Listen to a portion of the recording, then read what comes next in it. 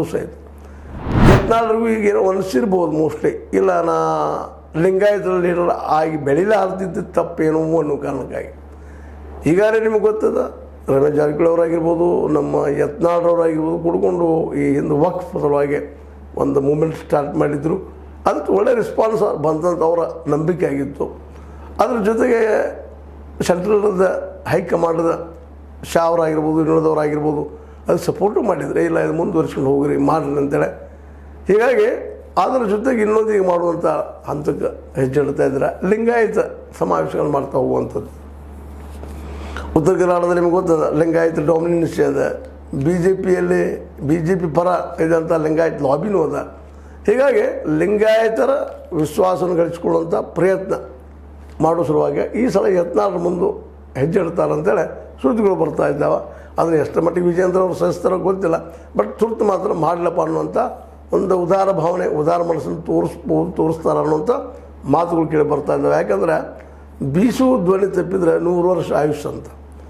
ಈ ನೆಲೆಯಲ್ಲೇ ಇವತ್ತು ಈ ಎಲ್ಲ ಡೆವಲಪ್ಮೆಂಟ್ಗಳಿಂದಾಗಿ ಬಿ ಜೆ ಪಿಗೆ ಒಂದು ರೀತಿ ಮಗ್ಗಲು ಮುಳ್ಳಾದಂಗೆ ಆಗಿದ್ರು ನಮ್ಮ ಯತ್ನಾಳರವರು. ಅವರ ಒಂದು ಹಿಂಜರಿತ, ಒಂದು ಹಿನ್ನಡೆ ಏನಪ್ಪ ಅಂತಂದರೆ ಇವತ್ತು ಬಿ ಜೆ ಪಿಯಲ್ಲೇ ಒಂದು ಸುಖಾಂತ ಆಗುವಂಥದ್ದು. ಜೊತೆಗೆ ಯಡಿಯೂರಪ್ಪನವರು ತಮ್ಮ ನಂತರ ತಮ್ಮ ಮಗನಲ್ಲಿ ಮಾಡಬೇಕು ಅನ್ನುವಂಥ ಏನು ಹಠ ಇತ್ತು, ಅದು ಯಶಸ್ವಿ ಆಗುವ ಎಲ್ಲ ಸಾಧ್ಯತೆಗಳು ಕಂಡು ಬರ್ತಾ ಇದ್ದಾವೆ. ಈ ಒಂದು ವಿಷಯದಲ್ಲಿ ಯಡಿಯೂರಪ್ಪನವರ ಸಂಯಮದ ನಡೆ, ಅನುಭವ ಅವ್ರಿಗೆ ಭಾಳಷ್ಟು ಉಪಯೋಗ ಆಯಿತು. ಜೊತೆಗೆ ಪಾರ್ಟಿಯನ್ನು ಕಟ್ಟಿ ಬೆಳೆಸಿದ್ರು ಆ ಮಾತು ಬೇರೆ, ಅದನ್ನು ಟೀಕಾ ಆದರೂ ಸಾಕಷ್ಟು ಅವರೊಬ್ಬರೇ ಇಲ್ಲಪ್ಪ ಎಲ್ಲರೂ ಬೆಳೆಸಿದ್ದಾರೆ ಅಂತೇಳಿ.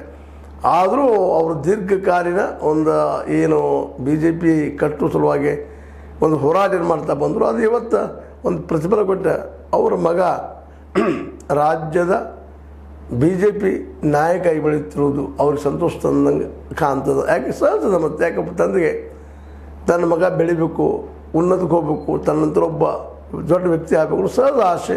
ಆ ಆಸೆ ಮೋಸ್ಟ್ಲಿ ಈಡೇರೋಂಗೆ ಕಾಣಲಿಕ್ಕಂಥದ್ದು ತುರ್ತಿನ ಘಟನಾವಳಿಂದ. ಮತ್ತು ಯಾವಾಗ ಸ್ಫೋಟ ಆಗೋದು ಗೊತ್ತಿಲ್ಲ, ಯಾಕೆಂದರೆ ಇದು ಬೂದಿ ಮುಚ್ಚಿದ ಕೆಂಡದಂಗೆ ಇವತ್ತು. ಯಾಕಂದ್ರೆ ಒಂದು 2-3 ದಿನಗಳ ಹಿಂದೆ ಈ ನಮ್ಮ ಯತ್ನಾಳ್ ಸಾಕಷ್ಟು ಬಿರುಸಿನ ಮಾತು ಮಾತಾಡಿದರು, ಮತ್ತು ಎಂಥ ಮಾತು ಮಾತಾಡಿದ್ರೆ ಒಂದಿಷ್ಟು ಪದ